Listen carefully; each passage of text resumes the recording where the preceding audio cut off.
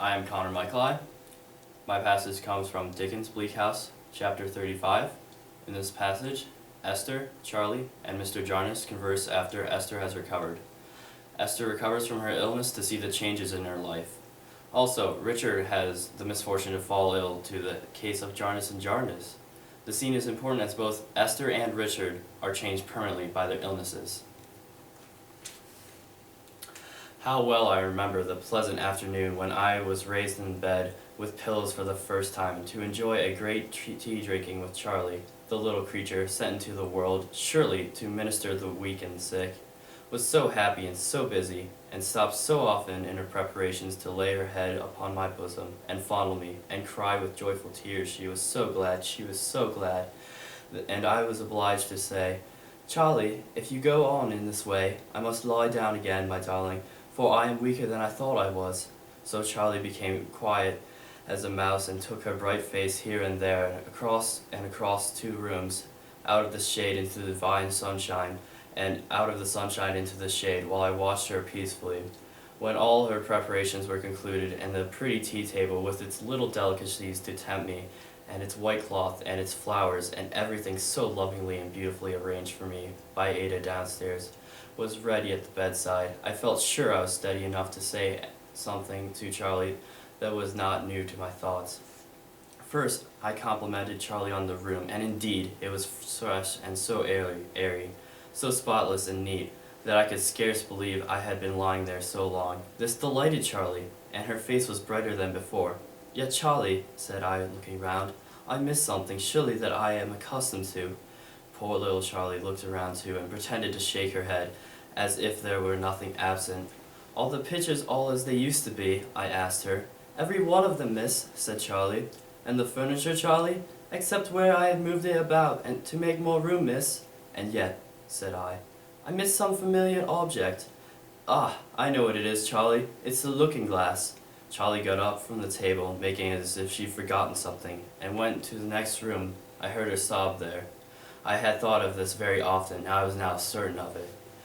I could thank God that it was not a shock to me now. I called Charlie back, and when she came, at first pretending to smile, but as she drew nearer to me looking grieved, I took her in my arms and said, "It matters very little, Charlie. I hope I can do without my old face very well." I was presently so far advanced as to be able to sit up in a great chair and giddily walk into the adjoining room, leaning on Charlie.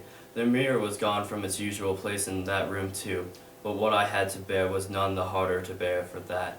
My guardian had throughout been earnest to visit me, and there was now no good reason why I should deny myself that happiness. He came one morning, and when he first came in could only hold his embrace and say, "My dear, dear girl." I had long known, who could know better, what a deep fountain of affection and generosity his heart was, and was it not worth my trivial suffering and change to fill such a place in it?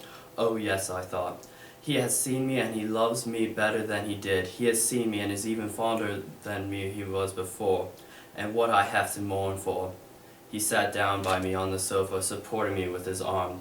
For a little while he sat with his hand over his face, but when he removed it, fell into his usual manner. There was nothing can have been, there never can be, a pleasanter manner. "My little woman," said he, "what a sad time it has been. Such an inflexible little woman, too, through it all." "Only the best for the guardian," said I. "For the best?" he repeated tenderly. "Of course for the best. But here have Ada and I perfectly forlorn and miserable. Here has your friend Caddy been coming and going late and early. Here has every one about the house utterly lost and dejected. Here has even poor Rick been writing to me, too, in his anxiety for you." I had read of Caddy in Ada's letters, but not of Richard. I told him so. "Why, no, my dear," he replied. "I have thought it better not to mention her." "And you speak of his writing to you," said I, repeating his emphasis, "as if it were not natural for him to do so, guardian, as if he could write to a better friend." "He thinks he could, my love," returned my guardian, "and to many a better. The truth is, he had wrote to me under a sort of protest, while unable to write to you with any hope of answer, wrote coldly, haughtily, distantly, resentfully. Well, dearest little woman, we must look forbearingly on it. He is not to blame. Jaundice and jaundice has warped him out of himself and perverted me in his eyes. I have known it do as bad deeds, and worse many a time. If two angels could be concerned in it, I believe it would change their nature. It has not changed yours, guardian.